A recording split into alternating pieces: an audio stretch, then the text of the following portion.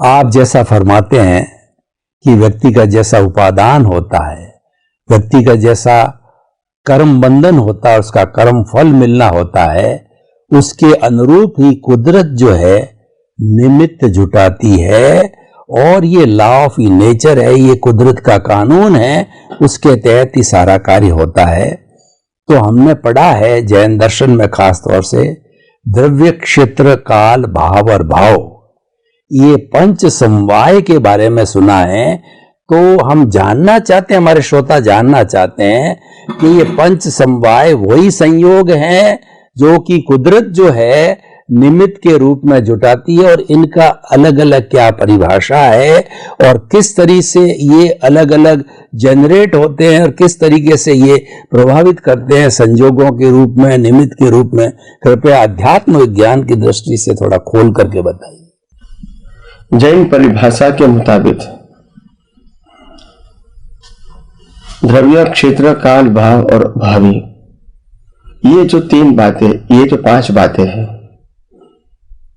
इससे ही हमको कर्म फल मिलता है।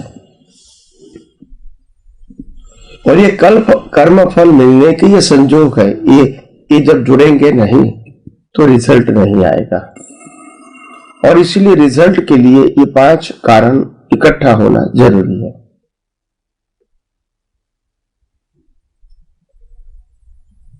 सबसे पहले बताया द्रव्य।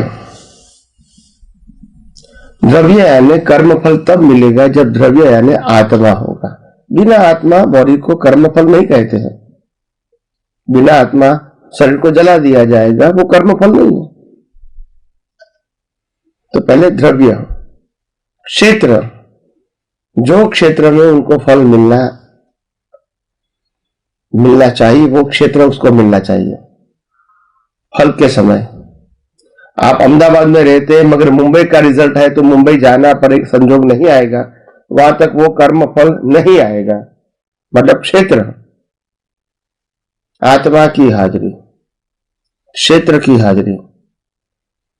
काल यानी टाइम, कौन से टाइम पे मिलना है वही टाइम पे वहां होना चाहिए। फिर क्षेत्र का मतलब होता है जो क्षेत्र के साथ आपका हिसाब जुड़ा हुआ है, प्लेस पर्टिकुलर, वो प्लेस पे आओगे तभी रिजल्ट मिलेगा, नहीं तो पहले भी नहीं और बाद में भी नहीं। फिर काल यानी अगर आपका सफरिंग शाम को 5 बजे शुरू होने वाला है तो ठीक 5 बजे ही आपका उदय कर्म आएगा, तो आप वहां उपस्थित होंगे और ये कार्य होगा भुगतान का। भाव का मतलब होता है ड्यू डेट ऑफ योर भाव।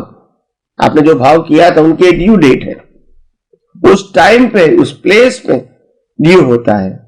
और भावी का मतलब होता है जिसके साथ आपका हिसाब है, हिसाब देने वाला, व्यवहार में हिसाब देने वाला। क्योंकि व्यक्ति के बच्चे हिसाब होता है और व्यक्ति या वस्तु के बीच भी हिसाब होता है। तो ये 5 समवाय कारण से कार्य होता है।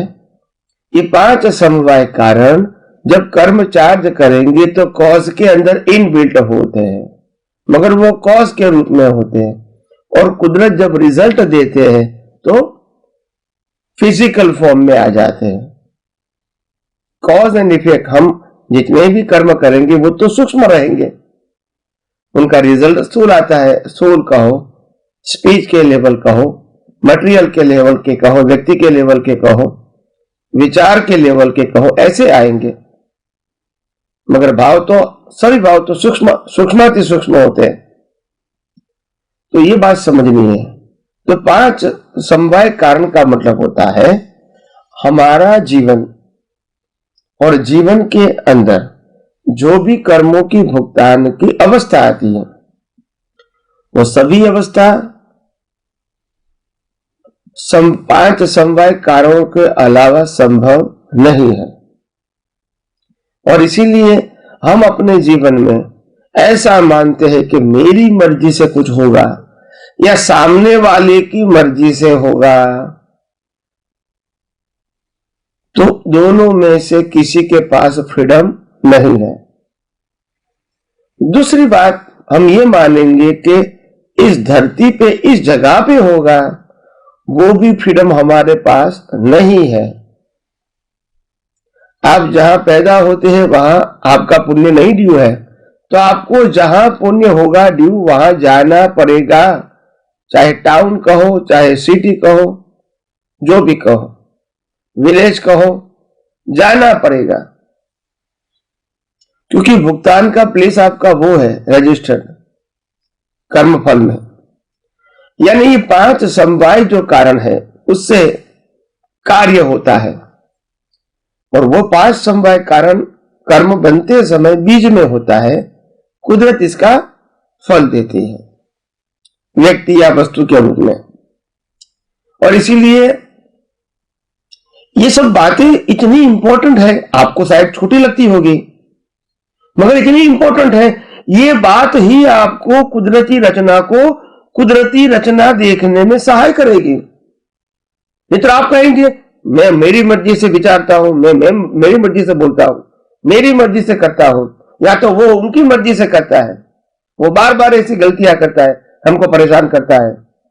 ये जो हमारी सोच है, ये सब कुछ जब जानोगे ना तब मालूम होता है कि कुदरत का कानून कितना परफेक्ट है। और ये जितना आप जानोगे, अनुभव करोगे, रियलाइज करोगे, इतना भीख और भय रहेगा ही नहीं, क्योंकि आपको मालूम हो जाएगा फिक्स है एवरीथिंग।